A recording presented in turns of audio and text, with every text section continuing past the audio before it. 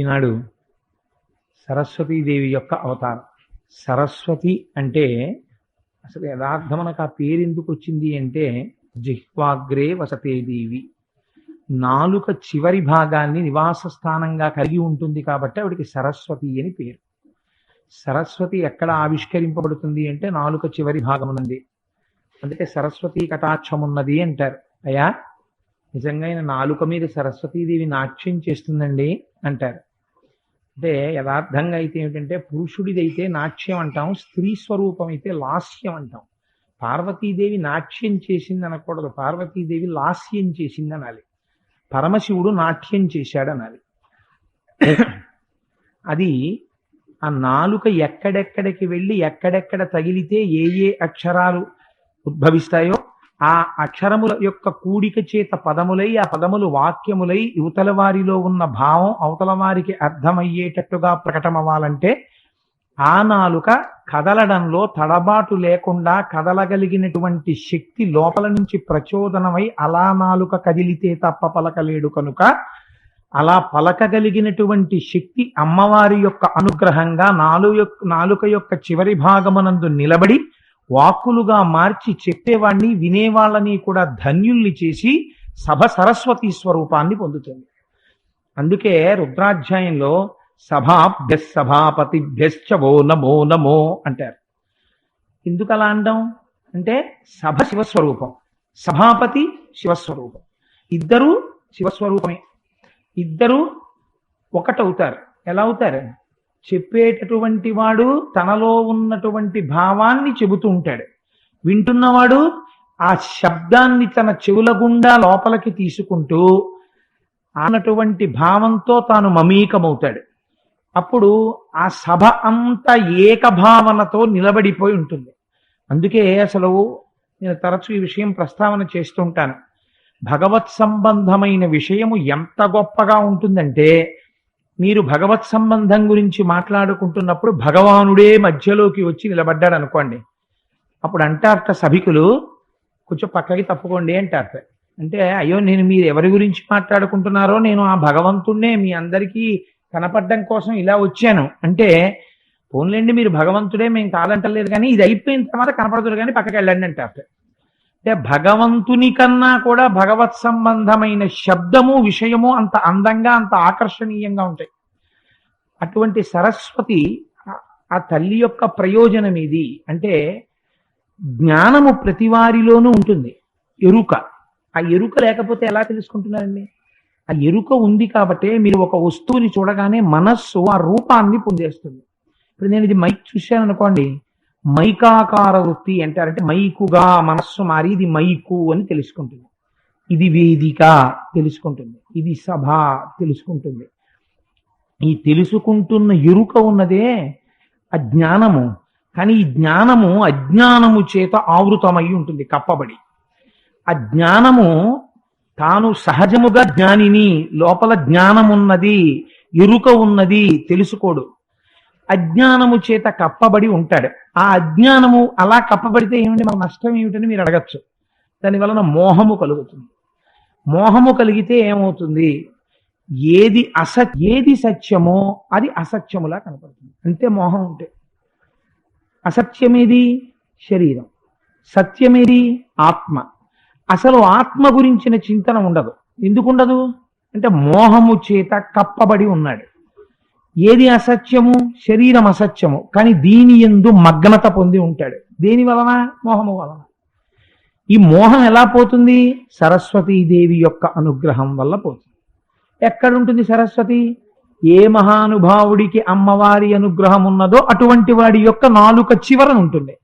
అందుకని గురువు యొక్క వాక్కులు శ్రవణము చేయగా ఏమవుతుంది అంటే, ఒక బండరాతిని తీసుకొచ్చి ఉలి పట్టుకుని సుత్తి పెట్టి దెబ్బ కొట్టి చెక్కితే చిట్ట చివరికి ఏదవుతుంది? ప్రతిరోజు మీ చేత అభిషేకము పూజ పొందేటటువంటి అర్హత కలిగినటువంటి ఒక గొప్ప మూర్తి గర్భాలయమునందు ప్రతిష్ఠ చేయబడడానికి యోగ్యత కలిగినటువంటిది బయటకు వస్తుంది. అలా గురువు యొక్క మాటలు అలా వినగా వినగా వినగా ఆ మోహము విడిపోయి జ్ఞానము భాషిస్తుంది. ఆ జ్ఞానము ప్రకాశిస్తుంది. కొత్తగా ఏం రాదు, జ్ఞానం అక్కడే ఉంటుంది. ఉన్న వస్తువు ప్రకాశిస్తుంది, ఉండకూడని వస్తువు తొలగిపోతుంది. తొలగిపోగానే ఎరుక కలుగుతుంది. తానెవరు అన్నది స్పష్టంగా అర్థమవుతుంది. ఆ అర్థం అవడమే జీవన్ముక్తి అని పెద్దలు అన్నారు. ఇక్కడే ఇప్పుడే నువ్వు జీవన్ముక్తుడవై ఉన్నావు. మరి ప్రారంధమో అది విడిచిపెట్టిన బాణం. అందుకని జీవన్ముక్తుడైనా కూడా ప్రారంధాన్ని మాత్రం అనుభవించేస్తాడు. అనుభవించి తుట్టతుదన శరీరాన్ని విడిచిపెట్టి ఈశ్వరుడిలో కలిసిపోతాడు. కాబట్టి ఈ కటాక్షమునకు సరస్వతీ కటాక్షము అని పేరు. ఈ సరస్వతీ కటాక్షం ఎక్కడ నుంచి ఎక్కడ వరకు ఉంటుంది అంటే కేవలము మోక్షము సంగతి అలా ఉంచండి, అది చాలా పెద్ద విషయం.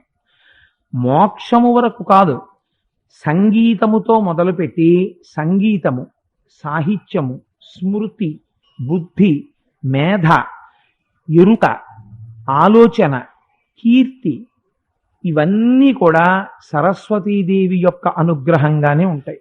అందుకే ఒక మాట చెప్తారు, నచోరహార్యం నచ రాజహార్యం న భ్రాతుభాజ్యం నచ భారకారి ఏ కృతే వర్ధత ఏవ నిత్యం విద్యాధనం సర్వధన ప్రధానం. ఆ సరస్వతీ కటాక్షం ఉన్నవాడికి ఒక అదృష్టం ఉంటుంది. నచోరహార్యం, దాన్ని దొంగలు ఎత్తుకుపోలే. ఐశ్వర్యం ఉందనుకోండి, దొంగవాడు వచ్చి ఎత్తుకుపోతాడేమో అని భయం, ఎత్తుకుపోగలడు కూడా. నా భ్రాతుభాజ్యం, ఒక ఐశ్వర్యం తండ్రి గారి దగ్గర నుంచి వచ్చిందనుకోండి, అన్నదమ్ములు పంచుకుంటారు. లేకపోతే రేపు పొద్దున ఎవడో ఏదో కోర్టుకి వెడతాడు, కోర్టుకి వెళ్ళి ఆ ఉన్నది ఉన్నది అనుకున్నది లేకుండా పోతుంది. కానీ విద్య విషయంలో అలా కాదు. అన్నయ్య నీకు అంత చదువు ఏమిటన్నయ్య, వీల్లేదు, మన ఇద్దరం ఒక తండ్రి గారి బిడ్డలమే అని కోర్టులో కేసేసి మా అన్నయ్య గారి విద్యలో నాకు కొంత ఇచ్చేయమనండి అనడం కుదరదు తమ్ముడికి. అందుకని అన్నదమ్ములు దాన్ని పంచుకోలేరు. నచ భారకారి, మిగిలినది ఏదైనా మీకు సంపాదిస్తున్న కొద్దీ బరువే. ఆఖరికి కట్టుకునే బట్ట ఇంకొకటి ఎక్కువైపోతే ఒంటికి బరువుగా ఉంటుంది. కానీ ప్రపంచంలో అన్నింటికన్నా సంపాదిస్తున్న కొద్దీ తేలికైపోయి ఆనందంగా తాను రమించగలిగిన స్థితి దేనివల్ల కలుగుతుంది? విద్య, జ్ఞానము వలన. జ్ఞానము కలిగిన కొద్దీ, విషయాలు తెలుసుకుంటున్న కొద్దీ ఏం ఆనందం, ఏం ఆనందం, ఎంత గొప్ప విషయం, ఎంత గొప్ప విషయం అని రమించిపోతుంటాడు.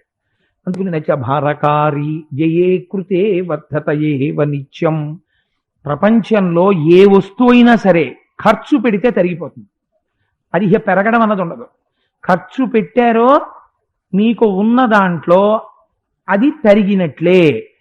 ఒక్క విద్య విషయంలో మాత్రం ఖర్చు పెట్టిన కొద్దీ పెరుగుతుంది. ఎందుకని?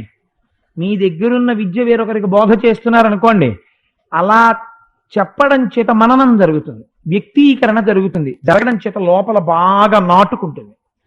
అందుకని వ్యయే కృతే వర్ధత ఏవ నిత్యం విద్యాధనం సర్వధన ప్రధానం.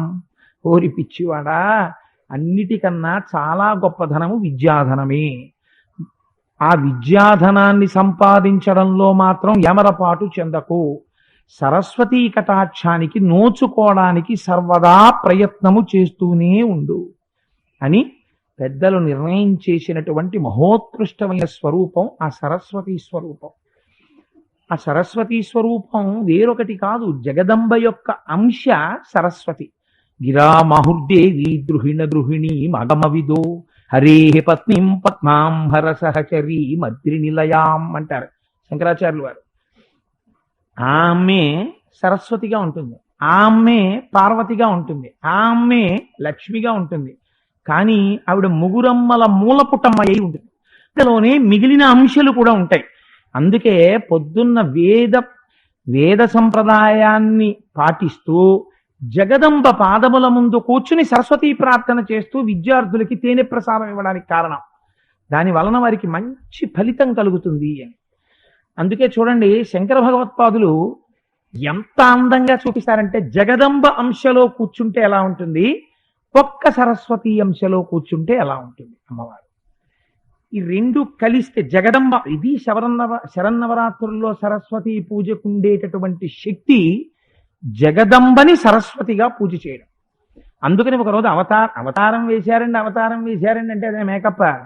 అవతారం వేంఛ్యాగాయంతి, విపంచ అంటే సరస్వతీదేవి వాయిస్తున్నటువంటి వీణ కచ్చపి. సరస్వతీదేవి యొక్క వీణ పేరు కచ్చపి. ఒక్కొక్కళ్ళ వీణకి ఒక్కొక్క పేరు ఉంటుంది. అందరి వీణల్ని అయా ఇది వేనండి అనడానికి వీల్లేదు. మహాసంగీత విద్వాంసులైనటువంటి వారు పట్టుకునేటటువంటి వీణలకి పేర్లున్నాయి. అసలు ఆ పేరు వెనకాతల రహస్యాలున్నాయి. సరస్వతీదేవి వీణ వాయించింది అనుకోండి, దాన్ని కచ్చపి అని పిలుస్తారు.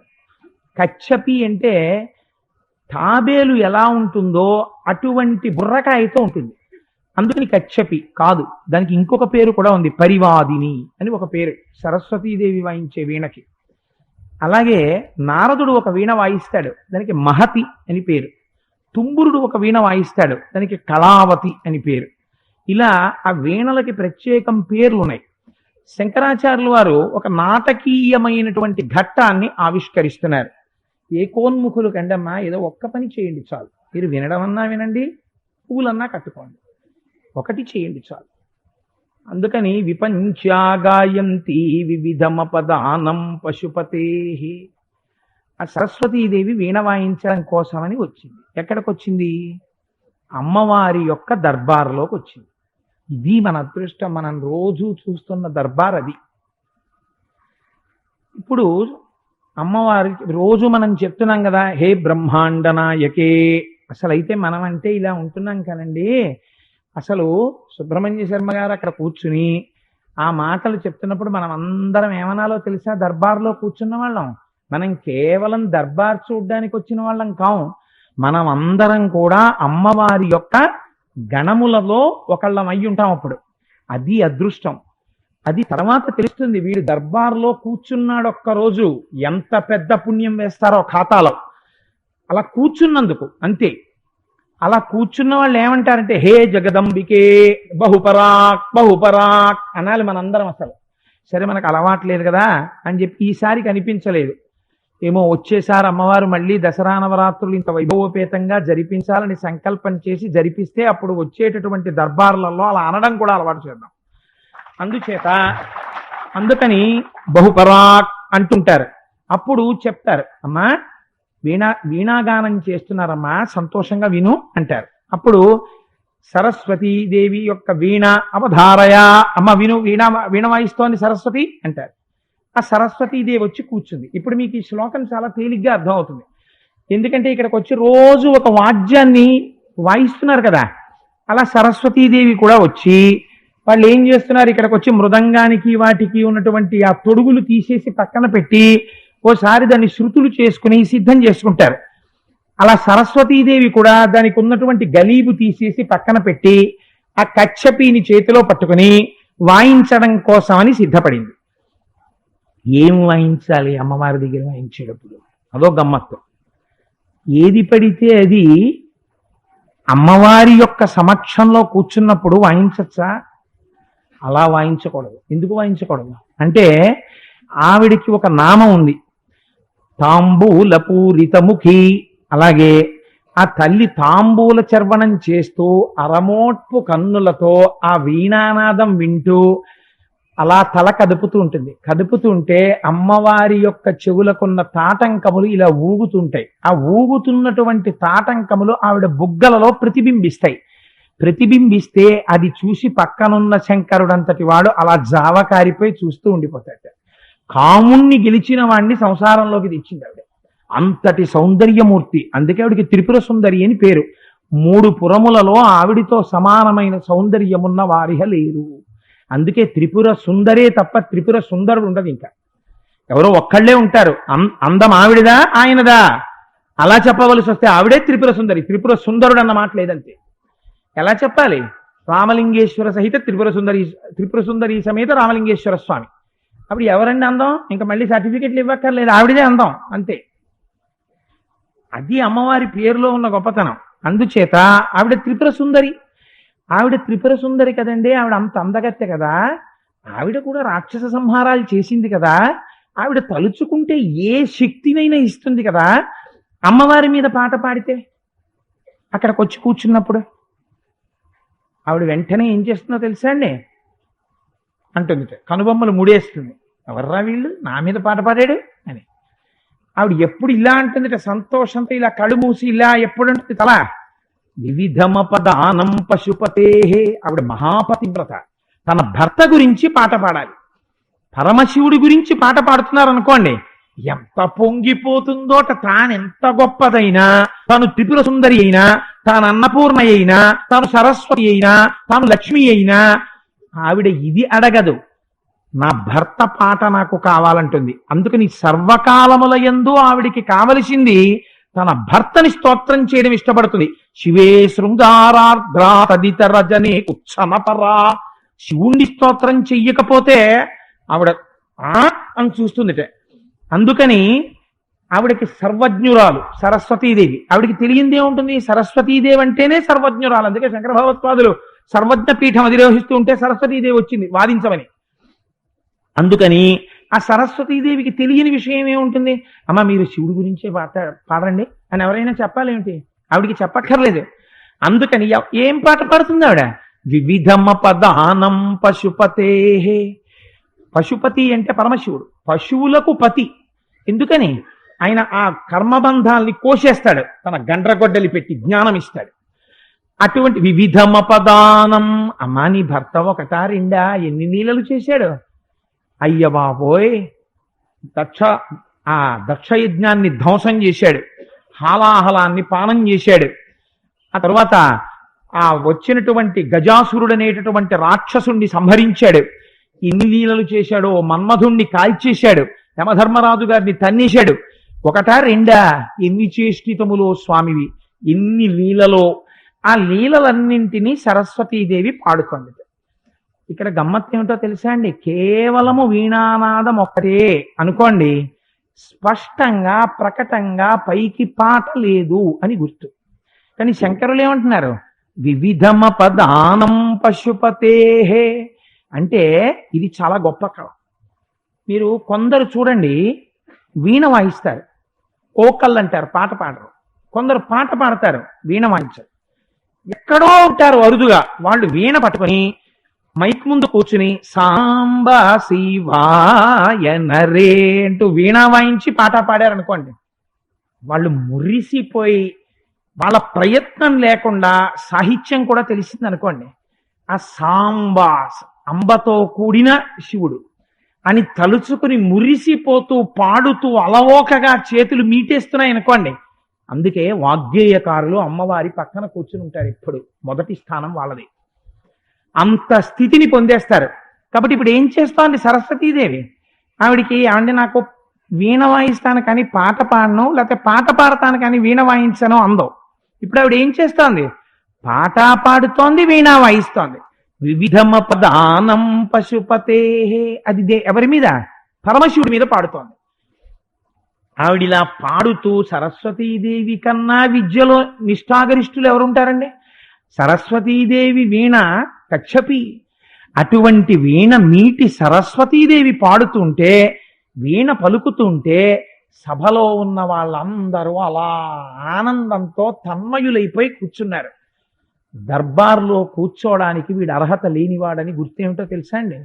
దర్బార్ జరుగుతుండగా లేచి నిలబడడం, ఇలా అని నడుస్తూ ఉండడం, వెళ్ళిపోతూ ఉండడం, అది ఒక రకంగా చెప్పాలంటే పొరపాటు ప్రవర్తన కూడా. దర్బార్లో కూర్చున్న వాళ్ళు అమ్మవారు పాట పాడుతుంటే లేచి వెళ్ళగలరా? అమ్మవారు పాట వింటుండగా ఇవాళ నాకేమైనా చాలా ముఖ్యమైన పని ఉందనుకుంటే దర్బార్కి దూరంగా ఉండాలి. ఉండి ఏ టైంకి వెళ్ళిపోవాలో అప్పుడు వెళ్ళిపోవాలి, లేదా దర్బార్ మొదలు కాకముందు వెళ్ళిపోవాలి. అందుకని దర్బార్ జరుగుతుండగా మధ్యలో లేవకూడదు. అమ్మవారి దర్బార్లో మీరు కూర్చున్నట్టు లెక్క. మీకు ఇప్పుడు అర్థం కాదండి, కానీ దీని పుణ్యం ఏమిటో తర్వాత తెలుస్తుంది. అందుచేత ఆ పాట పాడుతుంటే సభికుల సంగతి అలా వదిలేయండి, సభికులందరూ సంతోషించవచ్చు. అమ్మవారు ఏం చేస్తోంది? ఈ పాట ఆవిడ మెచ్చుకుందా? మెచ్చుకుంటే వీణ పాట చాలా నచ్చింది అనుకోండి, ఆ వీణ పాట రెండూ నచ్చితే అమ్మవారు ఎలా ప్రవర్తించాలి? అమ్మవారు ఏం చేస్తోందప్పుడు? శంకరులు మనకి ఒక నాటకాన్ని, ఒక గొప్ప దృశ్యాన్ని ఆవిష్కరిస్తారు శబ్దశక్తి చేత. అది శంకరాచార్యులు వారి గొప్పతనం. అలా ఎందుకు చిత్రీకరించడం? మీ మనస్సులో ముద్ర వేస్తారు ఆయన. అలా ముద్ర వేస్తే ఏమవుతుంది తర్వాత చెప్తాను. కాబట్టి ఇప్పుడు ఏమైంది? వివిధమ పదానం పశుపతే. పరమశివుడి గురించినటువంటి కచేరీ జరుగుతోంది. అమ్మవారు ఏం చేస్తోంది? త్వయారబ్ధే వక్తుం చెల్లిత శిరసా సాధువచని. ఆ పాట వింటూ రమోట్పు కన్నులు ఇలా మోసుకుని మనసులో పొంగిపోతూ, ఈ పొంగు మీకు ఎప్పుడు ఉంటుంది చెప్పండి. నాకు ఒక వ్యక్తి అంటే పెద్ద ఇష్టం లేదనుకోండి, నాకు పెద్ద ఆసక్తి లేదు. ఆయన వచ్చి, ఏమంటే మా అబ్బాయి అండి బిఈ పాస్ అయ్యాడండి, ఆ తర్వాత ఎంటెక్ చదివాడండి, ఆ తర్వాత పిహెచ్డి చేశాడండి, ఇవాళ ఎంత గొప్పవాడోనండి, అన్ని యూనివర్సిటీల్లోనూ లెక్చర్స్ ఇస్తాడండి, లేకపోతే అంత సంపాదిస్తున్నాడండి, ఇన్ని పనులు చేస్తున్నాడు అంటున్నారు అనుకోండి నా దగ్గర. నాకు ఆసక్తి లేదు, నేను ఏం చేస్తాను ఆహా అని అంటుంటాను. ఎందుకని? నాకు దాని మీద కుతూహలం లేదు. అదే కోటేశ్వరారు మీ అబ్బాయి ఎంత గొప్పవాడండి, పాండిచేరిలో చదువుకుంటున్నాడండి, పాపం దసరాలకి 2-3 రోజులు సెలవులు ఉన్నా వచ్చాడండి, పాపం మిమ్మల్ని చూస్తే గౌరవిస్తాడండి, మంచివాడండి అంటున్నారు అనుకోండి, మా అబ్బాయి కదా, ఇలా ఇలా వింటాను. ఎందుకని అంటే మనసులో అలా పొందాను నేను. అమ్మవారిని ప్రీతి పొందించడం అంటే మాటలండి. శంకరాచార్యులు వారు మీకు తేలిక మార్గం చెప్పేశారు. ఇప్పుడు అమ్మవారు ఇలా కళ్ళు మూసుకొని పొంగిపోవాలంటే ఏం జరగాలి? పరమశివుడి మీద పాట జరగాలి. ఎన్ని రహస్యాలు బయట ఎడతారో చూడండి, ఆయన చెప్పక చెప్పేస్తుంటారు. ఇప్పుడు ఆవిడ ఏం చేసింది? త్వయాలబ్ధే వక్తుం చలిత శిరసా సాధువచని. పొంగిపోయి, కచేరీకి వెళ్ళిన వాళ్ళు, దర్బార్లో కూర్చున్న వాళ్ళు శిలాప్రతిమల్లా ఉండకూడదు, అందులో హృదయం రమిస్తోందని గుర్తేమిటి? మీకు తెలియకుండానే శిరకంపనమో కరకంపనమో జరగాలి. తప్పట్లు కొట్టడమో, లేకపోతే అంటే అస్తమానం కొట్టేమని కాదు నా ఉద్దేశం, లేకపోతే ఏదో సంతోషంతో ఇలా తల కదపడమో ఏదో చెయ్యాలి. ముందు వరుసలో కూర్చున్న వాళ్ళు వాళ్ళ పాట పాడుతుంటే ఇంత నోరు తెరిచి ఆవలించి అది ఇలా పడిపోతున్నారు అనుకోండి, ఆ పాడేవాడికి ఏం పాడబుద్ధి చేస్తుంది? అందులో ముందు వరుసల్లో ఉండే వాళ్ళు కించెత్ జాగరూకులై ఉండాలి కూర్చోవడంలో. అందుచేత అమ్మవారు ఏం చేస్తోందట, ఆ పాట వింటూ పరమ సంతోషంతో చిలిత శిరస, నిజమే మా ఆయన అంతటి వాడే, ఎంత బాగా పాడావో మా ఆయన గురించి అని పొంగిపోతూ అంటోందట. మెల్లగా తల కదుపుతోంది, అది ఇలా ఇలా ఇలా ఇలా ఊపేసింది అనుకోండి అసహ్యంగా ఉంటుంది. చెల్లిత శిరస మెల్లగా కదుపుతోందిట. బాగా సంతోషం వచ్చేసింది అనుకోండి, అలా కళ్ళు మూసుకొని అంటూ ఉంటాడు వింటున్నవాడు. శంకరులు కదులుతున్న అమ్మవారి యొక్క శిరస్సుని మీకు దర్శనం చేయిస్తారు.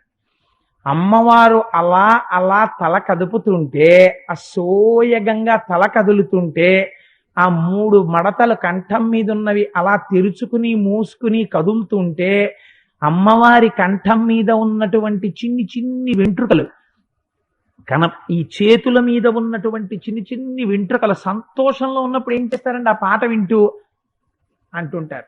అలా అంటున్నప్పుడు ఆ గాజులు ఇటు నుంచి ఇటు కదిలి చప్పుడు వచ్చి ఆ పైన ఉన్నటువంటి చిన్న చిన్న వెంట్రుకలు కూడా కనపడుతుంటాయి అమ్మవారివి. ఆ మాట మీరు ఎందుకు చెప్పారు కోటేశ్వరారు? అదంత అవసరమా అని మీరు నన్ను అడగచ్చు. నా మనస్సులో ఇది చెప్పేటప్పుడు వేరొక శ్లోకం జ్ఞాపకానికి వచ్చింది, అందుకు నేను ఈ మాట చెప్పాను. శంకరుల ప్రతిభ అలా ఇలా ఉండదండి. శంకరులు ఓ చోట అన్నారు, అమ్మా నీ చేతులు తామర తూడుల్లా ఉంటాయి అన్నారు. అంటే శంకర, తామర తూడుల్లాంటి చేతులతో అమ్మ పరమశివుణ్ణి ఆలింగనం చేసుకున్నది అన్నారు. వెంటనే అన్నారు శంకర, మరి గబుక్కుని చెప్పేశారో ఏమో కానీ, తామర తూడుల్లాంటి చేతులతో అమ్మవారు పరమశివుణ్ణి ఆలింగనం చేసుకుందని అంటున్నారు కదా, మరి తామర తూడుల మీద చిన్న చిన్న పొక్కుల్లో ఉంటాయి, మరి అమ్మవారి చేతుల మీద అలా ఏం ఉండవే, చాలా అందంగా ఉంటాయి కదా చేతులు, మరి ఈ పొక్కులకి మీరు ఏం చెప్తారు అన్నారు. శంకరుల యొక్క ప్రతిభటం.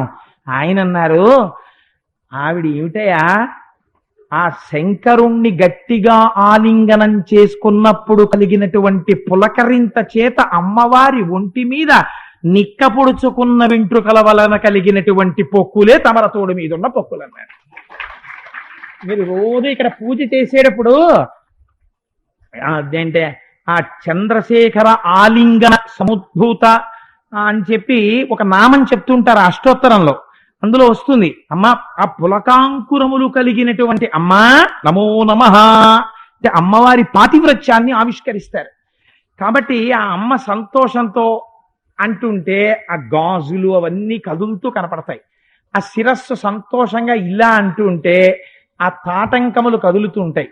వీణానాద నిమీలితార్థనయనే విప్రస్థ చూళింబరే మహాపతివ్రత అందుకని తాంబూల సంసేవనం చేస్తుంటుంది.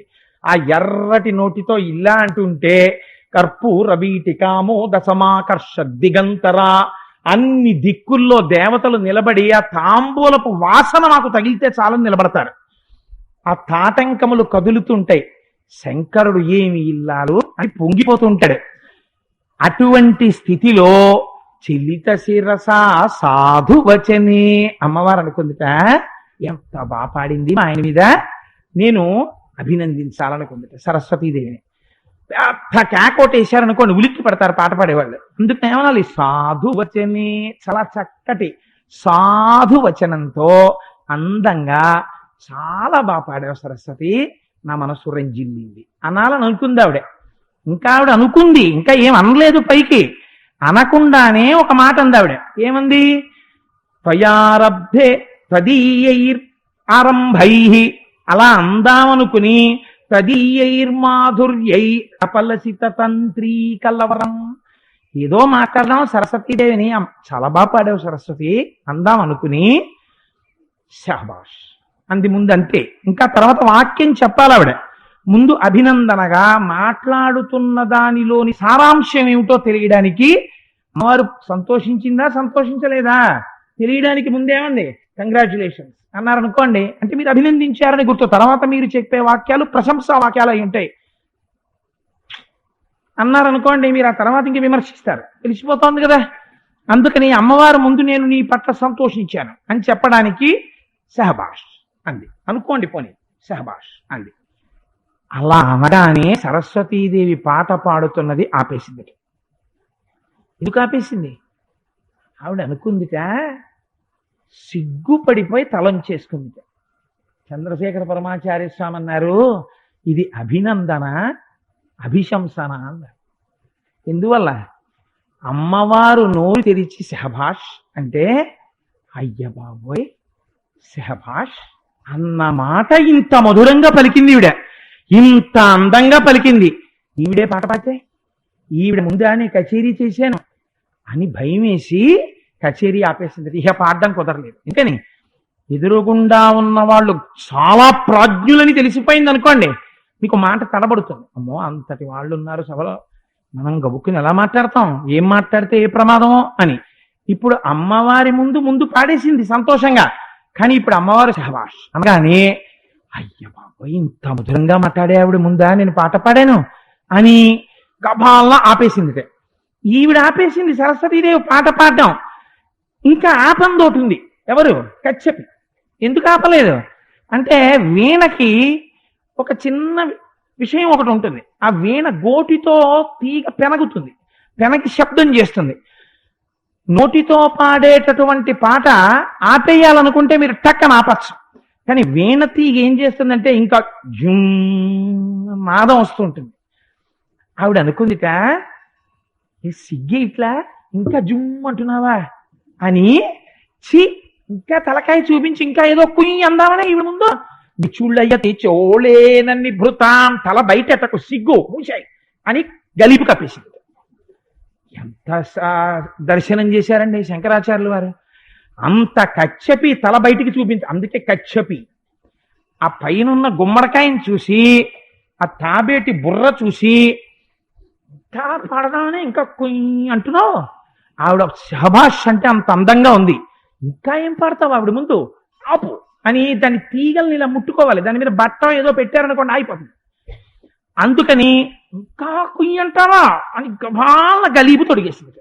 తొడిగేస్తే ఇంకా వీణ కనపట్టలేదు. అంటే బుర్ర మీద గుడ్డ కప్పేసింది. చాలా సిగ్గుపడిపోయాడు అనుకోండి, ఓడిపోయాడు అనుకోండి, ముఖం చూపించలేకపోయాడు అనుకోండి, ఏం చేస్తాడు? మనకి టీవీలో చూపిస్తుంటారు అప్పుడప్పుడు, ముఖం కనపడకుండా ఏదో ఇలా అడ్డేసుకునో లేకపోతే చెమట పట్టినట్టు ఇలా తుడుచుకుంటున్నట్టు వెళ్ళిపోతూ ఉంటాడు. ఎందుకని? ముఖం చూపించలేకపోయాడండి అంటారు, అంతేకాని చేతులు చూపించలేకపోయాడండి, కాళ్ళు చూపించలేకపోయాడండి అనరు. ఇప్పుడు కశ్యపి ముఖం చూపించడం కూడా ఆవిడికి ఇష్టం లేకపోయింది. ఇంకా కుయ్యి అంటే ఏమిటే అని ముఖం చూపించక ఇంకా అని మూసేసింది అమ్మవారు. నిజాం వీణాం వాణి నిచుళయతి చోళేన నిభృతాం. సరస్వతీదేవి తన కశ్యపికి గలీబు తొడిగేసిందయా. అమ్మవారి యొక్క వాక్కులంటే అలా ఉంటాయి. అటువంటి తల్లి ఆవిడ నోరు విప్పి శహబాష్ అంటే అంత అందంగా మాట్లాడగలిగిన తల్లి కదా. అటువంటి తల్లి ఇంకా తను తలుచుకుంటే మనస్సులో సంకల్పం చేసింది అనుకోండి, వీళ్ళకి గొప్ప సంగీత ప్రావీణ్యము కలుగుగాక అని అమ్మవారు అనుకుంది అనుకోండి మనస్సులో, వాళ్ళు ఎటువంటి సంగీత విద్వాంసులు అవుతారు మీరు ఆలోచించండి. వాళ్ళు అయ్యేటటువంటిది ఏ స్థితి అంటే, వాళ్ళు పాట పాడుతుంటే పరమేశ్వరుడు కూడా చెవి ఒగ్గి ఆ పాట వింటాడు. మీకు నేను ఒక ఉదాహరణ చెప్తాను. అన్నమాచార్య స్వామి వారు ఆధ్యాత్మ సంకీర్తనలు చేశారు చాలా కాలం. ఏముంది, శరీరం అంతా తోలుతుతి, నువ్వు వదిలిస్తే తప్ప మాకు ఈ సంఖ్యళ్ళు వదలవు, ఇలా సంసారంలో పడుంటుంది అది చేసేవారు. చేస్తుంటే వెంకటేశ్వర స్వామి వారు వచ్చి ఇన్ని 7 కొండలు దిగొచ్చి అలివేలు మంగమ్మ దగ్గర కూర్చుని, చూసావా ఇంతే జీవితం అంటే ఏమిటో, మనం కరుణించి తీసేస్తే తప్ప అసలు వీళ్ళకి బంధాలు వదలవు అని చెప్పి అలా చాలా వైరాగ్యంగా ఉండేవారట వెంకటేశ్వర స్వామి వారంతటి వారు. అలాంటి స్థితిలో ఒకానొక నాడు అన్నమాచార్య స్వామి వారిని అలివేలు మంగమ్మ తల్లి అడిగింది, ఏమయ్యా అన్నమయ్య, ఇదేమైనా న్యాయంగా ఉందా? ప్రతిరోజు 7 కొండలు దిగొస్తాడు స్వామి, ఇంత 7 కొండలు దిగొచ్చిన వాడు ఏం చేస్తున్నాడో తెలుసా? పరమ వైరాగ్యంతో కూర్చుంటున్నాడు. 4 శృంగార సంకీర్తనలు చేయవయ్యా అన్నమయ్యా అని అడిగితే, పలుకుతే నెల తల్లి పవళించెను కలికితనమున్న విభుని కలసినది కానా అని అన్నమాచార్యుల వారు శృంగార సంకీర్తనం చేశారు. మీకు నేను ఒక్క విషయం చెప్తాను, మీరు పవిత్ర హృదయంతో దీన్ని స్వీకరించండి. శంకరాచార్యుల వారు ఒక చోట ప్రస్తావన చేశారు దాని గురించి. సామాన్యంగా మనం ఒక స్థాయిలో ఉన్నటువంటి భక్తుడు ఏకాంత సేవ వరకే చేస్తాడు. మనం ఎక్కడి వరకు చేస్తామంటే, రాత్రి అమ్మవారిని పడుకోబెట్టేసి లాలి లలితాంబ లాలి మా ఇంట వెలయుమా పద్మపాణి హరిసాటి నీలవేణి భక్తుల పాలిటిది కల్పవల్లి అని అమ్మవారిని ఉయ్యాలా ఊపేసి అమ్మవారు పడుకుందని వెళ్ళిపోతాం. కానీ వాగ్గేయకారులకు ఉండేటటువంటి స్వాతంత్రం ఎంత దూరం ఉంటుందో అండి. వాళ్ళు ఆ తర్వాత పడక గదిలో అలివేలు మంగమ్మ తల్లి నాట్యం చేస్తున్నప్పుడు వెంకటేశ్వర స్వామి వారు పొందినటువంటి అనుభూతి సంకీర్తనగా రాస్తారు. ఉన్నాయా లేదా అన్నమాచార్యుల వారి కీర్తనలు? ఉన్నాయి. అలా రాసినటువంటి జయదేవుని అష్టపదులు మీరు చూడండి. రాధాకృష్ణుల యొక్క రాసలీల మీద వారు ఎటువంటి కీర్తనలు చేశారు? శృంగార సంకీర్తనలు చేశారా లేదా? కానీ వాళ్ళ మనస్సు పతితమైందని మీరు అనుకుంటున్నారా? అలా ఉండదు. పరమ పవిత్రమైన దృష్టితో తల్లిదండ్రులుగా భావించి పొంగిపోతూ వాళ్ళ యొక్క లీలా విలాసాన్ని దర్శనం చేస్తూ వాళ్ళ సంకీర్తన రాసి పాడుకుంటారు. ఇంత స్వాతంత్ర్యం జగత్తులో ఎవ్వరికీ ఉండదు. అమ్మవారు ఎవరిని అనుగ్రహిస్తుందో వాళ్ళు మాత్రమే ఆ స్థాయిని పొందుతారు. వాళ్ళు మాత్రమే వాళ్ళ శరీరములు వెళ్ళిపోవచ్చు. వాళ్ళు చిరకాలము యశో శరీరులై ఉండిపోతారు. వాళ్ళే అమ్మవారి దగ్గర ఇప్పటికీ మణిద్వీపంలో అమ్మవారి పక్కన కూర్చుని ఉంటారు. ఓ అన్నమయ్య, ఏది ఓ కీర్తన చెయ్యి, ఓ శ్యామశాస్త్రి ఓ కీర్తన చెయ్యి అని అమ్మవారంటే వాళ్ళు పాడిన పాటకి మాత్రమే ఆవిడ కన్నులు మూసి ఉంటుంది. మీరు ఆవిడ కావ్యాలాప వినోదిని అంతవరకు. కావ్యములను చదువుతున్నప్పుడు కవులు ఆవిడ విని ఆనందిస్తుంది చెవులతో. కానీ ఇలా నిజ సల్లాప మాధుర్య వినిర్భచ్చిత కచ్చపి అలా కన్నులు మూత పడిపోవడం, అలా సంతోషించడం, తెలిత శిరస తలకదపడం, ఇది సంగీతమునందు మాత్రమే ఉంటుంది. జనాన్ని సభని రంజనం చేయడం ఒకెత్తు, అమ్మవారిని అయ్యవారిని కూడా వాళ్ళ మనస్సు రమించిపోయేటట్టు పాట పాడడం ఒకెత్తు. ఇంత స్థాయి పొంది తరించిపోగలిగిన స్థితి దేని వల్ల వస్తుందో తెలుసా అండి?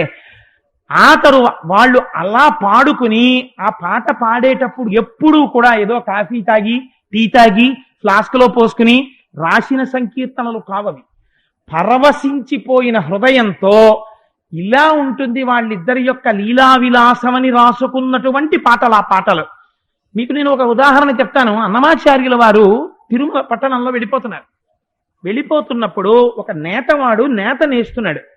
అక్కడ ఉన్నటువంటి ఆ చిన్న ఆ వెదురు బద్ద లాంటిది అటు ఇటు వెడుతూ ఉంటుంది. ఆ నేత ఇలా ఇలా అంటున్నప్పుడు ఆ మగ్గం వంక చూసి ఆయన ఆ చీరలు నేసే నేత బేహారి అని చెప్పి అందులో మనిషి జీవితానికి సంబంధించిన సమస్త ఇతివృత్తాంతంతో అలా నేస్తున్నవాడు సాక్షిగా ఉన్న వెంకటేశ్వరుడే అని ఒక కీర్తన చేశారు. అప్పుడు మీరు చెప్పండి, అప్పుడు ఏమన్నా ఓ మసాలా దోశ తిని ఓ టీ తాగి చరణం ఎలా కుదురుతుందని రాశారు అన్నమాచార్యులు వారు? అలా రాయరు. పరవశించిపోతుంది. పరవశించిపోయిన హృదయపు లోతులలోంచి పైకి గంగగా ప్రవహిస్తుంది. దాన్ని పట్టవలసిన వాడు వేరొకడు ఉంటాడు.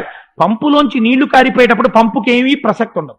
అయ్యో నాలోంచి నీళ్ళు ఇలా కారిపోతున్నాయి, ఊళ్ళో నీళ్లు లేవు, రాయలసీమ వాళ్ళు బాధపడుతున్నారు, వీడు చూడు నన్ను ఎలా వదిలేశాడో అని పంపుకేమీ బాధ ఉండదు, అలా కారిపోతుంది. పట్టుకోవలసినటువంటి బాధ్యత ఎవడి మీద ఉంటుంది? ఎవడు తాగుతున్నాడో వాడు పట్టుకోవాలి, సరిపోయినన్నుంటే కట్టుకోవాలి. వాగ్గేయకారుల విషయంలో కట్టుకోవడాలు కుదరవు, పట్టుకోవడాలే కుదురుతాయి. ఎవరు పట్టుకోవాలి? శిష్యులు పట్టుకోవాలి. వాళ్ళు పాడితే శిష్యులు పట్టుకుంటారు. మళ్ళీ దొరకద్దు, గురువుని ఆశ్రయించేది ఎందుకు? దానికోసమే, వాగ్ధార కోసం.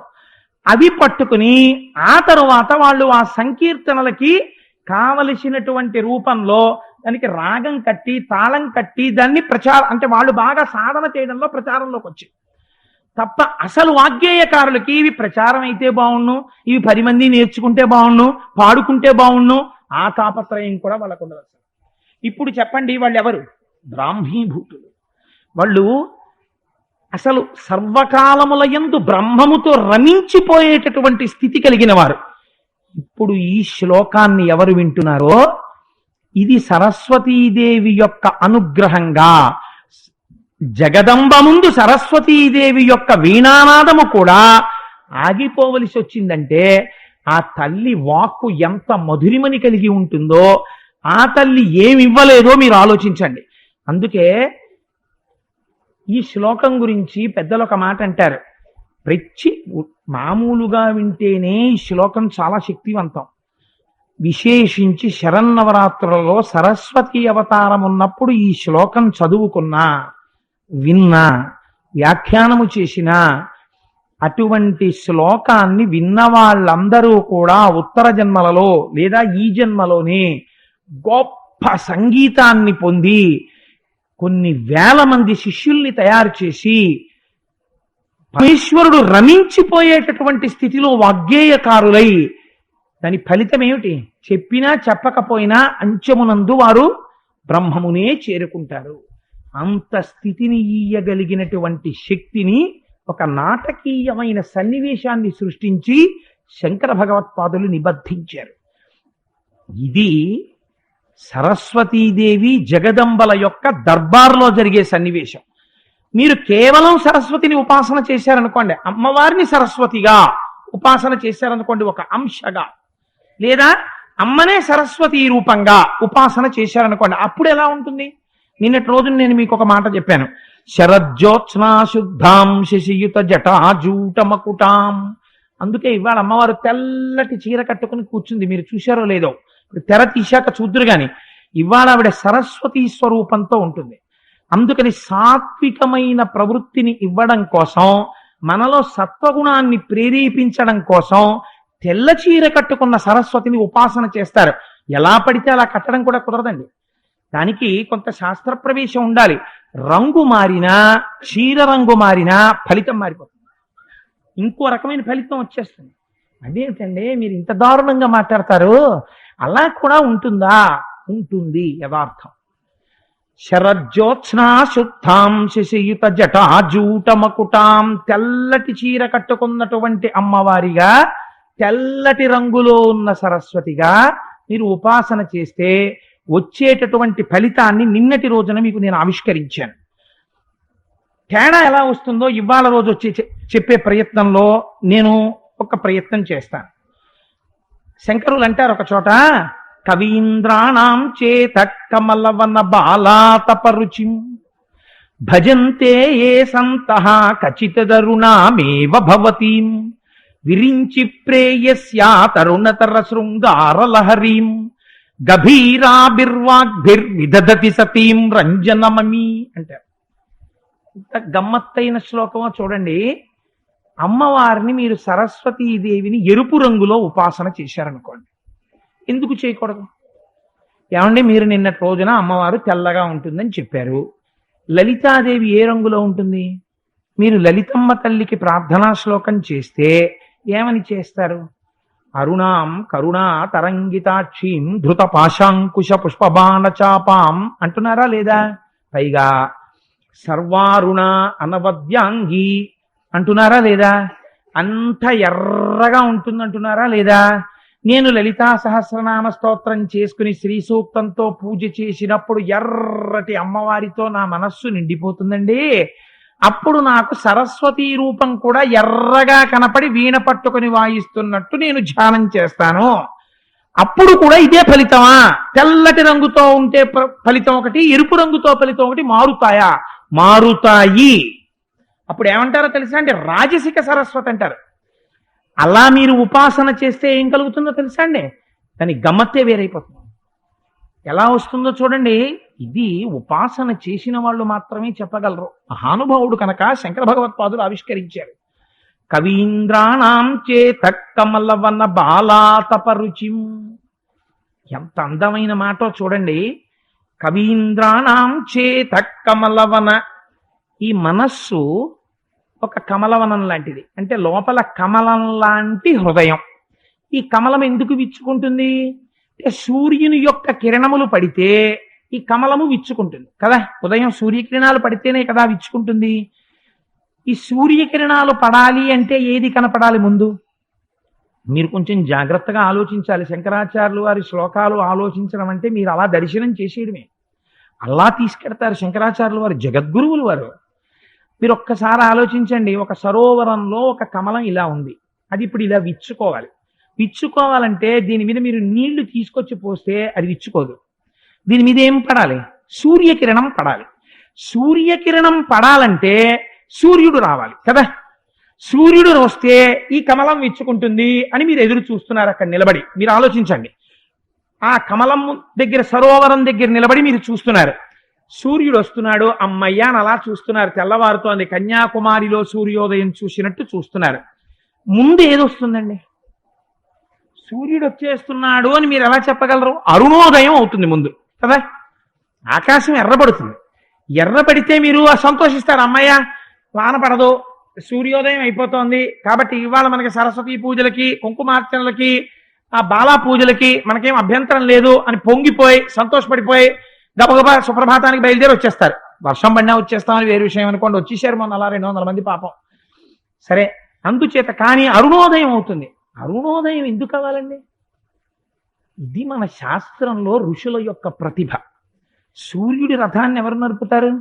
అరుణుడు నడుపుతాడు. మీకు ఒక రథం వస్తోందనుకోండి, ముందు ఎవరు కనపడతారు? రథంలో ఉన్నవాడు కనపడరు. ఆఫీసర్ గారి కారు వచ్చేసింది అనుకోండి, మీరు తెలియక అదే టైంకి ఎదురుగుండా వస్తున్నారు అనుకోండి. ఆఫీస్కి 10ంటికి మీరు వెళ్ళాలి, మీరేమో 10:20కి వెళ్తున్నారు ఆఫీస్ ముందు. మీరు అనుకోలేదు ఆఫీసర్ గారి కారు ఎదురుగుండా వచ్చింది. ఆఫీసర్ గారి కారు అని చెప్పి మీరు ఎలా గుర్తుపడతారు? డ్రైవర్ కనపడతాడు ముందు. అమ్మ బాబోయ్, కరెక్ట్గా ఈయన కారు వచ్చింది, నేను వచ్చాను, ఇప్పుడు ఈయన వెనక డోర్లోంచి దిగుతారు. దిగితే ఏమనాలి? చూడనట్టు ఇలా అంటారేంటి? ఎదురుగుండా ఆఫీసర్ ఉంటేను నమస్కారం సార్ అనాలి. ఆయన ఇలా చూశారనుకోండి, ఆ రోజంతా బెంగే, ఏమయ్యా ఇలా వస్తా అంటారేమో కదా. అలా ముందు ఎవరు కనపడతారు? డ్రైవర్ గారు కనపడతారు. సూర్యుడు రాకముందు ఎవరు కనపడాలి? అరుణుడు కనపడాలి. ఎర్రగా ఆకాశం కనపడాలి. ఆకాశం కాదు కనపడుతున్నది, మీ హృదయం ఎర్రగా ఉంది. లలితోపాసన చేస్తున్నారు మీరు. ఇప్పుడు ఆ సూర్యుని యొక్క కిరణములు పడ్డాయి. ఎక్కడ పడ్డాయి? పువ్వు మీద కాదు, ఇక్కడ పడ్డాయి. ఎందుకని? కవీంద్రాణం చేత కమలవన బాలాతపరుచిం. మీరిక్కడ ప్రార్థనా శ్లోకాలు లలితవి చేసి చేసి చేసి చేసి ఉన్నారు.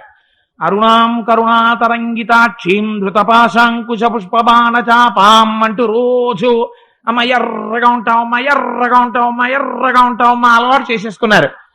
సరస్వతి పూజ అని పూజా మందిరంలోకి వెళ్ళారు. సరస్వతీదేవి ప్రార్థనా శ్లోకం చేసుకుందామని కూర్చున్నారు. కూర్చుని అమ్మవారి మీద ఒక పద్యం చదువుకుంటున్నారు. చదువుకుంటుంటే అమ్మవారు కూడా ఇప్పుడు ఆ అమ్మవారిలోనే కదండి సరస్వతిని చూస్తారు. ఎర్రగా కనపడింది మీకు. అంటే శంకరుల ప్రతిభ ఎక్కడుందంటే ఇప్పుడు ఇక్కడ విచ్చుకుంటోంది హృదయ కమలం. దేనివల్ల? ఎర్రటి సరస్వతీదేవి అనబడేటటువంటి సూర్యకిరణం చేత. ఆవిడ జ్ఞానాగ్ని, అందుని జ్ఞానము సూర్యుడు. ఆ కిరణము పడి మీ హృదయ కమలం విచ్చుకుంటోంది.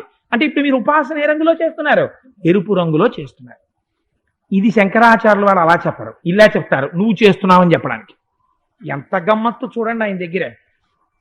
కవీంద్రాణం చేత కమలవన బాలాతపరుచిం భజంతే ఏ సంతః కతి కచిత తరుణామేవ భవతీం. శంకరులు అన్నారు, అమ్మా ఇలా ఎర్రగా ఉన్నటువంటి సరస్వతీదేవిగా నిన్ను భావన చేసి ప్రార్థన చేసినటువంటి వాళ్ళ మనస్సుల్లో వచ్చేటటువంటి ప్రచోదనం ఎటువంటి కవిత్వాన్ని ఇస్తుందో తెలుసా?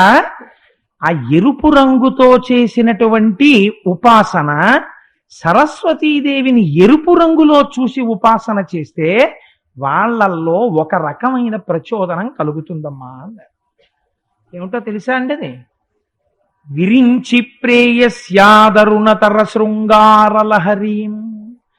చతుర్ముఖ బ్రహ్మగారి యొక్క ఇల్లాలైనటువంటి సరస్వతీదేవి మంచి యవ్వనంలో ఉండగా ఆవిడ యొక్క యవ్వనపు పొంగు ఎలా ఉంటుందో అటువంటి పొంగుతో కూడినటువంటి శృంగార రస ప్రవాహమైన కవిత్వమును రచించగలుగుతున్నాడు. ఏమిటండి ఆ శ్లోకంలో ఆ పాదం అసలు మీరు ఆలోచన చేయండి. అంతే శంకరాచార్యుల వారి కవిత్వం అంటే అలా ఉంటుంది మహానుభావుడిది. అంటే బాహ్యమునందైతే శృంగార ప్రధానమైనటువంటి కవిత్వం ఆవిష్కరింపబడుతుంది. అయితే మీరు ఇక్కడ ఒక్కటి ఆలోచించాలి. శృంగార ప్రధానమైన కవిత్వం అంటే ఏదో గోదావరికి గట్టుంది, గట్టు మీద చెట్టుంది, చెట్టు మీద పెట్టుంది, పిట్ట కింద పిల్లుంది, ఇలాంటి కవిత్వాలు కావు. దేని గురించి మాట్లాడుతున్నారు శంకరాచార్యుల వారు?